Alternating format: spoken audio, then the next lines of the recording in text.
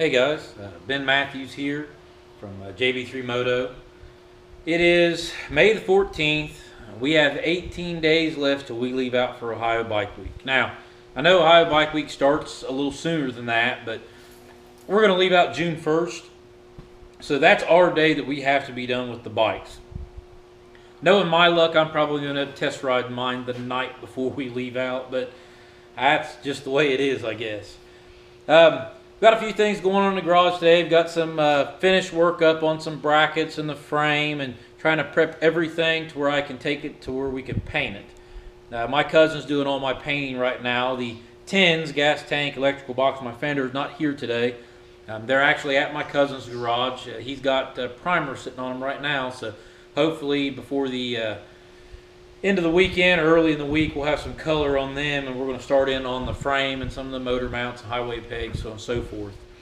I'm going to have John do a little bit of powder coating for me to get my highway pegs and headlight bucket ring, everything a different color. So, but we'll go take a look around the garage and talk about a few things. So right here we have the frame on the ground. I've got the battery box that I added on.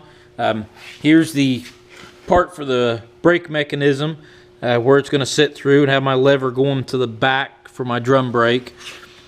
I got my mounts in here for my electrical box slash oil tank. And just trying to finish up some places on the frame, make it look a little nicer to where the paint, we don't have to put as much primer on to sand down. Had a few places need to clean up and weld. When I built the frame, it actually twisted a little bit, and started finding out maybe it was a little bit out of alignment. So we took a hydraulic jack and a chain, a couple big timbers, and my dad helped me. It's kind of a two-person job. We bent the frame back to where it needed to be. In doing so, there was a lot of pressure on that chain. You can kind of pluck it like a banjo string, and I actually cracked the frame right here, and I had to weld it back and grind it back down. But everything's straight now, everything lines up, so hopefully the bike will track good going down the road. Over here, got the engine laying in the floor. I'm probably going to clean it up some today and maybe start taking apart the side of the motor for the electric starter clutch. It's going to have kickstart, and I hope to use that most of the time, but I want to keep the electric start on it just in case. The starter clutch is going to be over here on this side. Most people that know much about the CBs know that there's a starter clutch here that a few years and maybe those tensions the tension of the springs get a little weak. They tend to cause problems, don't want to engage all the time. Causes like a rattle noise a little bit. So I got new springs and pins, and I'm going to try and replace them to where my starter works a little bit better. Got some dirt here from just years of sitting around and grass and who knows what. I'm going to try and clean all that out of there.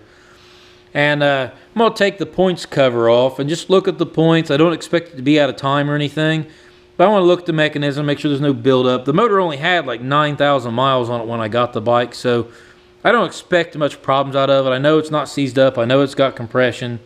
I believe everything should work well. Here in the floor, I got triple trees and the ignition switch holder. I've got to sandblast them, clean them up. My brackets for my ignition coils, and then my shifter, part of my shifter linkage. And I got the two caps here that I actually sandblasted the old triple tree. And then I've got the engine mounting bolts, my bottom pan for my electronics box. And then my brother came over yesterday and kind of helped me out in the garage for a little while. He spent some time cleaning a lot of the brackets and stuff I had made and prepping them for paint while I was kind of working on the frame, taking things apart. I pulled the motor out yesterday. And that's about that. We're over here.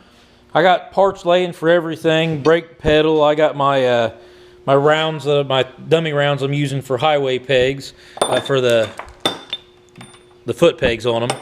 And then I've got my Harley Sportster pegs, your horn, your tail light, the tachometer, my Jameson Irish Whiskey tap handle shifter, a little bit of everything. Kind of looks like a motorcycle blew up in my garage. I've got carb sitting over here on this cart. My belt I'm going to use to latch my battery down with. I've got my handlebars, my seat, my P-pad, and I'm going to run one of these side bags on the side of the bike. That way when we're downtown, I can buy a t-shirt, have something to put it in, maybe throw a pair of clear safety glasses in there so when we go back at night I'll have something to wear other than sunglasses so I can see at night. And that's pretty much where we're at right now. I got sissy bar, front wheel, rear wheel, everything's sitting over there, exhaust pipes. Them have to be wrapped still. And that's got a lot going on trying to get it all done in time. And then when I get done, I got a lot of cleanup to do here in the garage because it's a wreck. So a little update on everybody else's bike. I know Brian Walker and John Lambert went and picked up their frames. So they got them powder coated. They're done. Brian Pugh has been painting his gas tank and rear fender, so they're starting to look really good. He's been packing around glitter on his skin for about last 4 or 5 days. Always finding glitter, can't get it all cleaned up, where he's doing a metal flake paint job. But everybody's kind of prepping things for assembly right now, taking their frames down to getting everything off of them. Like I said, Brian John's got their powder coated. Me and Brian Pugh are actually getting ours prepped where we can paint our frames. So we're all kind of fighting the clock right now, which is what makes things interesting. Is, you know, we've got a little over 2 weeks at this point before we have to be done. But during all that, we've got 40-hour work weeks we got to attend. We got families we got to be a part of. It kind of makes things a little bit more interesting.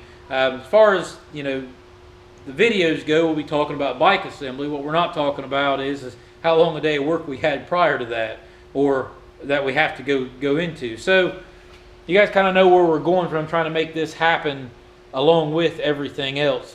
Makes the time crunch a little bit more difficult. If you guys got any questions about anything that you might see on the website or anything for sale, I know we've got some t-shirts available now. And a few other things, some koozies and some nice thermos style cups. Give us a shout, let us know. You can connect with us on Snapchat, Instagram, Facebook. Somebody surely give you a message back or get in contact with you. We will be leaving June 1st, or not June, yeah, June 1st, headed up there. And spending about 4 or 5 days up there. See here, Wednesday, Thursday, yes, 5 days. So we'll be leaving Sunday, headed back home. If you guys want to run into us up there, let us know. We'll just probably be out riding around, maybe Port Clinton one day and Vermilion the next. We'll be checking out a couple of concerts and different maybe shows going on out there. And love to talk to somebody, find anybody interested in what we've been doing, and maybe talk to them about what they're interested in doing to their bike, or maybe something they've been thinking of doing, or getting a bike.